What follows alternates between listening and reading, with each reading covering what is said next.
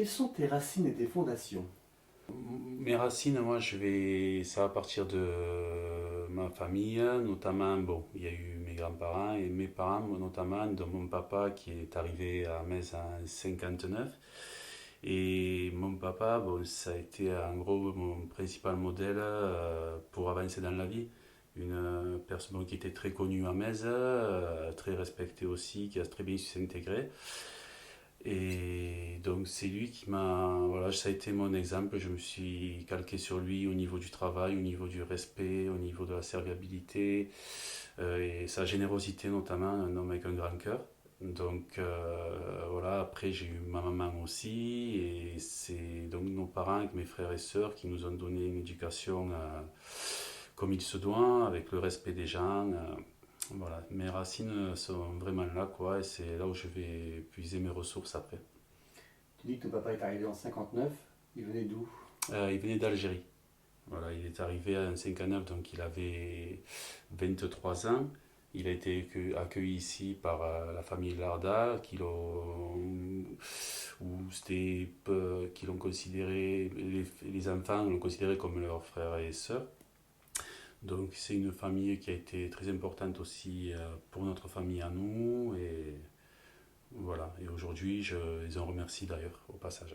Quel est le prénom de ton papa et que peux-tu me dire encore de son... Tu me dis qu'il était très connu à Metz. Qu'est-ce que Metz peut en retenir? Tu m'as dit ce que tu en retenais de lui, mais Metz, qu'est-ce qu'il a pu apporter à Metz? Alors, mon papa s'appelait Tayeb. Et ben, à Metz, on me le voyait un peu de partout, hein, dans Metz, aussi bien au Boulodrome à la Lyonnaise que dans le marché, notamment au niveau des Halles. C'était un petit peu une figure emblématique à Metz, où il avait plusieurs surnoms, notamment Mambo, plus connu sous le nom de Mambo. Et voilà, toujours là, à aider les gens, après avec beaucoup d'humour, avec sortir beaucoup de bêtises. Voilà, et il était toujours avec le sourire. Donc, et je pense que les gens qui ont connu peuvent retenir, c'est surtout sa générosité et d'être au service des gens. Donc, tu as parlé aussi de tes grands-parents. Oui, alors mes grands-parents, malheureusement, j'ai pas eu la chance de connaître les parents de mon père. Après, j'ai connu les parents de ma mère, donc pareil, c'était des personnes toujours généreuses, qui savaient donner sans rien attendre en retour. Et ça, pareil, c'est quelque chose de très important. D'ailleurs, une chanson de Florent Pagny qui le précise, ça, savoir donner sans rien attendre en retour. Et aujourd'hui, je trouve que ça existe beaucoup moins. Souvent, quand on donne quelque chose, on attend quelque chose en retour. Et c'est pas le but, quoi, à mes yeux. On va revenir un petit peu sur tes parents. Qu'est-ce qu'ils faisaient comme métier, comme profession? Alors mon papa a eu diverses professions. Il a travaillé à la vigne, il a travaillé en tant que terrassier, notamment c'est là où il a fait son plus grand parcours. Ma maman, elle était mère au foyer. Bon, on était six frères et sœurs, donc c'est déjà du travail. Voilà, et donc, voilà, mais c'est vraiment sur le travail, c'est vraiment de mon papa où je tire tout ça, quoi. Au-delà du travail, qu'est-ce que tu as appris de tes parents? Mes parents, j'ai appris savoir vivre, voilà, être à l'écoute de son entourage, savoir toujours partager. Ça, c'est une chose très importante aussi. Ne pas penser qu'à soi et savoir tendre la main aux autres, voilà, surtout aux personnes dans le besoin, car un jour ça nous arrive et ça arrive à tout le monde en général. Donc, voilà, savoir tendre la main est très important aussi. Et toi, quel enfant tu étais? Alors moi j'étais un enfant, j'ai eu des amis avec qui, par le biais du football, un sport que j'ai pratiqué dès l'âge de 6 ans. Donc on s'est créé une petite bande de copains qui aujourd'hui encore on est toujours en contact avec nos enfants, dès qu'on fait des repas, des sorties, on part en vacances ensemble. Donc j'ai appris, voilà, j'étais un enfant qui... Bon, j'aimais pas trop l'école. Malgré tout, je suis sorti avec mon bac professionnel. Voilà. Et donc, durant mon enfance, oui, il y a eu beaucoup le sport, les amis, les cavalcades, le bœuf de Metz, les joutes également, que j'ai continué au niveau de la rame par la suite. Voilà. Après, j'essaie d'être un enfant qui n'amène pas de problème à ses parents, voilà, qui n'est pas les gendarmes qui viennent taper à la maison. Voilà. Quand tu étais enfant, quels étaient tes rêves? Alors, comme la majorité des garçons, je vais dire footballeur professionnel. Alors, bon, on a un rêve, hein, j'aurais peut-être pas pu terminer professionnel, mais j'aurais pu peut-être essayer. J'ai eu des opportunités d'aller jouer dans certains clubs et j'ai privilégié les copains, ma ville. Voilà. Donc, je dirais pas que je le regrette aujourd'hui parce que à côté de ça, j'ai vécu de super moments pendant mon enfance. Voilà. Mais c'était mon rêve principal.